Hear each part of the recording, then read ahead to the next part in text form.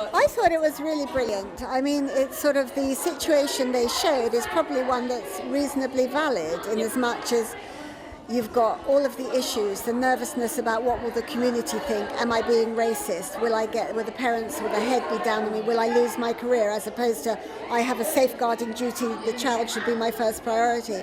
And I think it provoked a lot of really interesting discussions, certainly on the table I was on.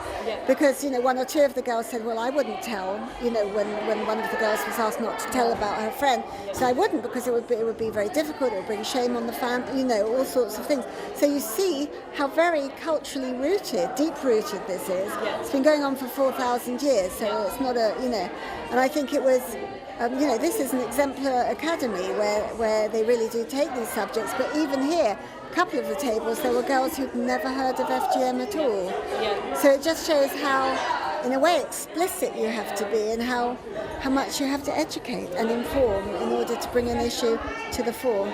The role of education and the training of teachers, as we've seen from the film, is just so important. And we've seen DFID really taking a lead on FGM. What can we do to make the Department of Education work harder? Listen, the Department of Education is doing a good job, and I know, obviously the Secretary of State thinks not, that teachers have a heavy burden anyway, and therefore to add in FGM, forced marriage, civics, Lord knows what. So it's voluntary at the moment in the form of PSHE, and there is nothing stopping any head in this country doing it if they want to. So that's the clear position. However, obviously school is an obvious place to target and to inform and to educate.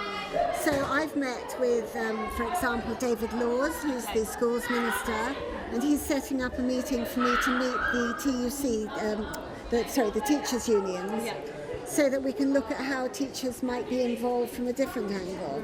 I've met with Edward Timpson, who's the children's minister, because he has the safeguarding responsibility, and I'm meeting with the chair of all the chairs of safeguarding groups, because this is a safeguarding issue, and quite frankly, actually making the locus the local safeguarding board, where you have police, social workers, teachers, police.